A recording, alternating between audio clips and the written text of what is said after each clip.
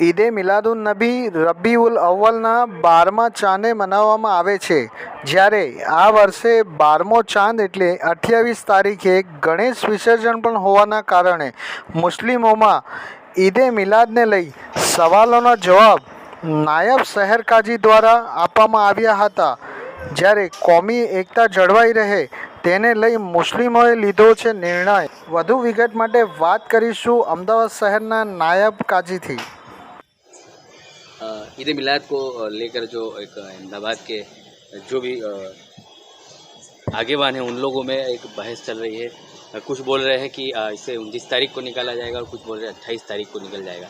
तो इन दोनों को अब ये माहौल को किस तरह से सुलझाया जाएगा और कौन सी तारीख तय की गई है? देखिए, असल में 28 तारीख जो है 12वीं शरीफ का दिन है और वही जो है हुजूर सल्लल्लाहु ताला अलैहि वसल्लम की पैदाइश का दिन है। अभी 4 दिन कबल सेंट्रल ईद मिलादुन नबी कमेटी ने एक जनरल मीटिंग बुलाई थी, जिसमें धार्मिक, सियासी, समाजी और शहर के दानिशमंद हजरात जमा हुए थे। उसमें ये बात आई कि चूँकि उसी दिन जो है गणेश विसर्जन का दिन है, तो आपस में इत्तेफाक, इत्तेहाद, शहर में अमन व शांति, सलामती कायम रहे, इसके लिए जुलूस किस तरह से निकाला जाए।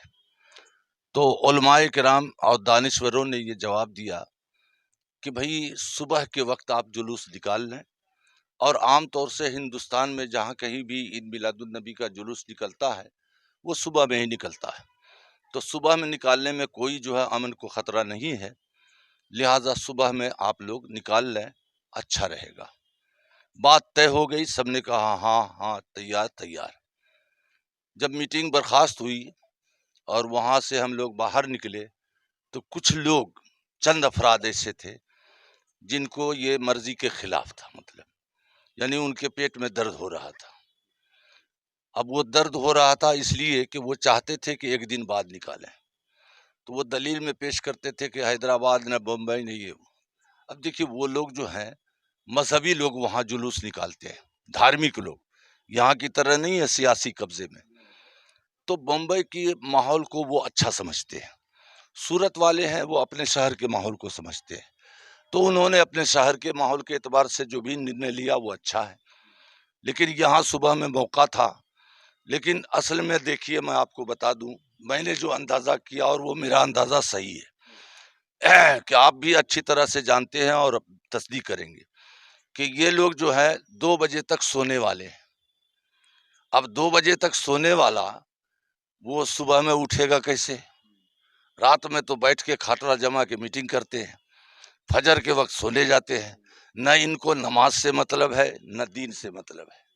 यानी अपनी कौम के बंदों की बात। हाँ, अपनी कौम, तो दूसरे की हम क्यों बात करें? न इनको नमाज से मतलब है, न दीन से मतलब है।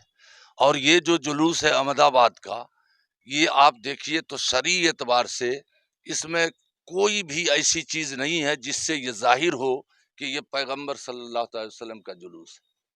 कौन सी चीज़ है उसमें, आप देख लीजिए। हमारी कौम आज बेजार है उस जुलूस से, और अच्छे लोग इसमें शरीक नहीं हो रहे। बहरहाल इस मशवरे से उन लोगों को जो है अंदर अंदर नाराज़गी हुई। तो दूसरे या तीसरे दिन तस्नीम तिरमिजी साहब ने मुझे फ़ोन किया कि असर के वक्त हम लोग मिलना चाहते हैं। आए, यहाँ बैठे, और बात वही थोड़ी खुल करके आई, समझ गए आप, खुले लफ्ज़ों में नहीं, दबे लफ्ज़ों में। तो कुछ लोगों ने ये कहा कि भाई ऐसा है कि 8 बजे आपको प्रॉब्लम है तो 10 बजे से ले लो।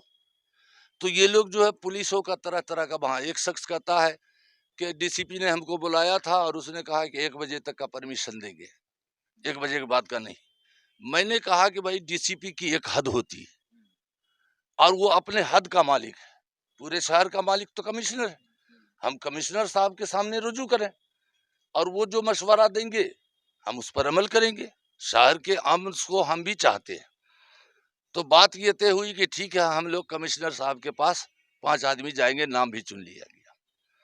दूसरे दिन ये लोग चुपचाप चले गए, हम लोगों को कोई खबर नहीं की, चूंकि इनका इरादा था कि भाई हमको एक दिन बाद निकालना। तो इन्होंने जा करके कमिश्नर साहब के सामने रखा होगा प्रस्ताव कि हम एक दिन बाद निकालेंगे।